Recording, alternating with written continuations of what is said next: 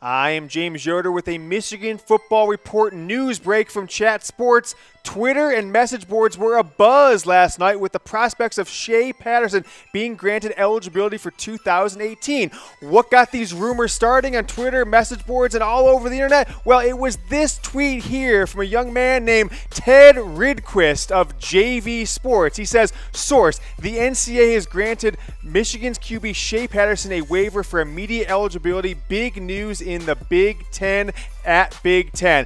Now, I and many other members of the Michigan football media reached out to all of our sources to confirm or debunk this rumor, and we were categorically told this has not yet happened. Shea Patterson has not been granted eligibility from the NCAA to play in 2018. The case is still pending. But why was yesterday such an important day in Shea Patterson's journey from Ole Miss to the Big House? Let's take a look at this timeline of his path from Ole Miss. Now, back on December 9th, he visits Michigan officially, takes in a Michigan football or basketball game, goes to the football field, throws some snowballs, and has a ball of a time. 10 days later, on December 19th, he commits to Michigan officially with the prospect hoping that he can be eligible in 2018. On February 27th, about 2 weeks ago, his eligibility appeal was submitted to the NCAA by the University of Michigan.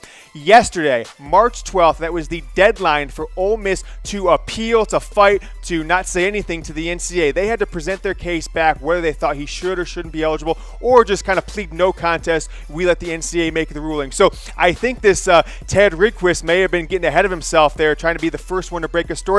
Didn't actually happen because the NCAA didn't even have the ability to review the case until today, the final day in this timeline. The appeal is now under review by the NCAA, so this news can break any second. It could break in the next few moments. It could take potentially several weeks. No one knows until the actual ruling will come down. But I am told from my sources, Michigan and Patterson and his lawyer feel very confident that he will be granted eligibility in 2018, so stick with us on that. Now, what can Michigan fans expect from Shea Patterson on the field in 2018? That's a good question. Is he a big upgrade from Brandon Peters? I know many of you don't watch Ole Miss football games, so let's take a quick look at his statistics, what he did in his 2 seasons at Ole Miss. 10 starts as the quarterback for Ole Miss, 9.5 games really played because he went out injured with in one of those games against LSU last year, missed the second half with a knee injury, which he's still recovering, but we've been told he is completely healthy from. So in those 9 games, he threw for over 307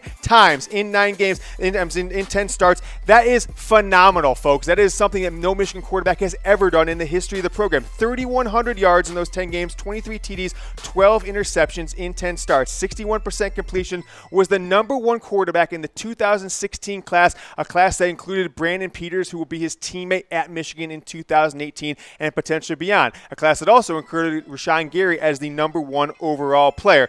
Shea Patterson will have 2 years of eligibility to play at Michigan, whether they be 2018 and 19 if he's granted eligibility, or 19 and 20 if he has to sit out a year and not be able to play this upcoming year. Now, he studied under famed quarterback guru Steve Clarkson, who has mentored folks like Matt Leinart, Jameis Winston, Ben Roethlisberger, Michigan's own Wilton Speight, and many others. So he's got a lot of tutelage there at that quarterback coaching position from Steve Clarkson. So keep an eye on this story as it develops over the next few days. Chat Sports will bring you all the news information on Shea Patterson's eligibility once the news breaks.